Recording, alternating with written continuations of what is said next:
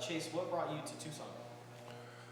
Really, really was Coach Joe because I had a connection with him through one of my high school coaches who played for him at Oregon State, and somehow they talked to each other. He saw the film, he liked the film, and it's really how I ended up here. And then you have merged as a starter. Tell us about the time you got to Arizona and just the grind that you put in to become a starter. Well, really, just after the season I've had at Utah, I just decided like it was time for me to lock in, and I was going into year 3, and I knew the goals that I had for myself and what I wanted, and so just throughout fall camp and in the summer, every day was just a grind, going hard as I could, and just trying to show coaches and teammates what I could do. Chase, how would you describe these last 2 games and the pressure that you guys have been able to get on the quarterback in front? Ooh, that's a good question. I'll say for the who we just played, Kansas State and Texas Tech. The Kansas State game, I would just say that the pressure on the quarterback, it was good. We just gotta in that game we just needed to contain and really just be disciplined in our rush lanes and stuff. And Texas Tech pressure was good. For us, it's just about we had 3 sacks that game, so that was a big thing for us because we wanted to turn those pressures into sacks that Trey, myself, and Interior, and everybody else who was coming. So I would say it was a good momentum point for us, just getting to the quarterback and finishing. In Genesis, just how would you describe the losses that you guys have had with Gunner and Traden and what that's done to the room and how you guys have kind of talked that through to get over not having those leaders in there?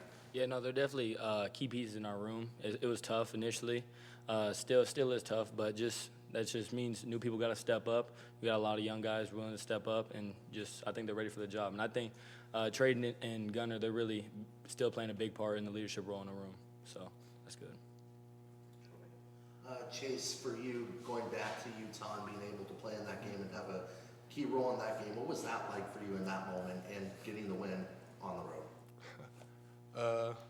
I think getting the win, really, that was probably one of the happiest moments just in my college career, just going back there, doing what needed to be done. And it was great seeing a lot of my teammates after the game, or former teammates after the game, but getting that win and going there into a stadium that has a crazy environment, sold out, and just going on the road against the top 10 team, that was big for the team. And, yeah, it was good. And then where do you think you've developed from your time at Utah to now at Arizona, being a part of the starting D-line? I think my development is coming just like being more detailed, just with the pass rush, getting stronger instead of just using my speed, mixing it up, going to power a little bit, just really just learning like all the little details of like pass rush, like when it comes to just my get off, use of my hands, footwork, and just all that. Genesis, you're getting reps at star and free safety. Tell us about the differences between those two in your assignments and responsibilities. Yeah, the free safety position, I'm just a lot more last line defense help, and star I'm really a lot more in the box, in the mix. So I like both positions, can make plays at both of them, but yeah, just a great opportunity to go out there and play. Right here. For both of you, how would you describe the next man up mentality with some of the injuries that you've had, having to fill in multiple positions? Coach Aquina's talked about being positionless sometimes, and how would you describe how that's going? Yeah, I feel like a lot of dudes are doing good in the next man mindset, just trying to get in the film room more, trying to know what they're doing when they get out there. So I feel like they're taking it pretty well. Yeah, and I will also say that the coaching staff, like Coach B and them, they've done a great job of just like getting everybody ready and prepared, whether it be the starters, second string, scout team. Coach B always tells us that every job is important, so everybody's ready to step up when that moment comes. And unfortunately, we done had some people go down, but the next person always been ready, so we just moving from there. David. Janice, how would you describe how you developed your ability to break on the football? We saw the play in the first half on the screen, you kind of snuffed out, and then there was the third down play in the second half where you were able to dive and get the deflection. How have you been able to kind of develop that skill? I feel like it's really just been being in the playbook more, knowing what I have to do before the play starts, and then knowing what the offense, like their tendencies, their scheme. So just thinking of the possibilities of what could happen before it does happen. And I feel like that's how I've been getting some good jumps on some of the plays. And obviously we've heard the talk about how it's really all about being a DB versus being a safety, being a corner. Do you think you could play the boundary if that ever came to be? Yeah, for sure. In spring, I got a lot of work in at boundary safety position. So all 3 DB positions, I feel like I could play. For both of you, BYU is known for having good quarterbacks. What have you seen from Jake Retzlaff on video, and what makes him a good QB? Do you think? I guess start with Genesis. Both of you. Yeah, no, he has really good legs. He has the ability to keep plays going. So in the back end, we definitely have to latch on our man whenever the play keeps on going. And he has a good arm too. He's pretty accurate, and he has good weapons out there at receivers. So it's gonna be a good game.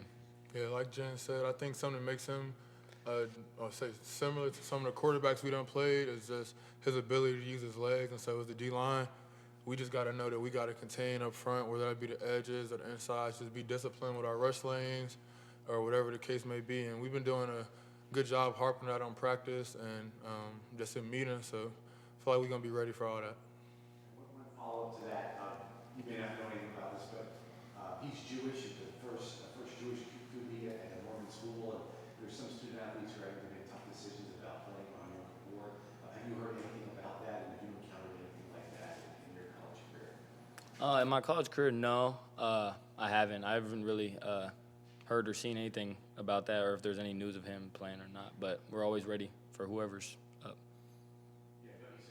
Oh, okay. Justin? Yeah, what have you learned just about patience and, being ready for this kind of moment where you're starting, and what have, guys like Trayden and Gunnar and Dalton, what have they done for your development? Yeah, just last year, they would always harp on me, just focus on the details, get in the film room. So I would be in the film room a lot, trying to get the playbook down. Just as soon as I got in here, be in the film room every day with Coach RC, just trying to learn everything, all the ins and outs of every position. So they've been really vocal for me in that.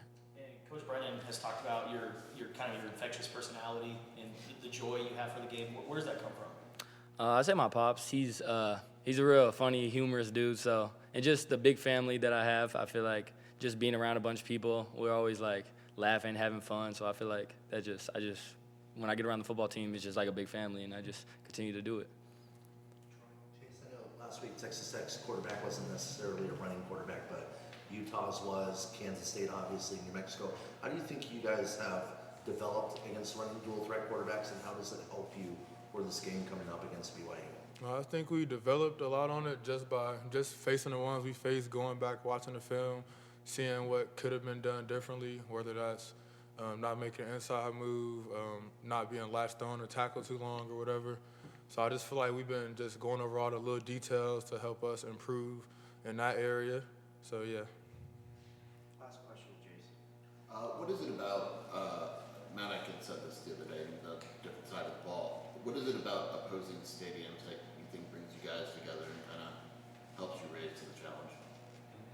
I really just think because we a family, so, we know when we go into an opposing stadium on the road that sideline is all we got most of the time. Like, stadium not going to be filled with Arizona fans. Like, when we went to Utah, it was like one little section of it. So we know we all we got when we go on the road, and so that's how we play and that's how we look at it. Yeah, like you said, just knowing a big thing we say is called lean on me. So just knowing we can lean on the teammate, knowing we can trust the person next to us. All right, that's our time. Thanks, guys. Thank you guys. Appreciate it.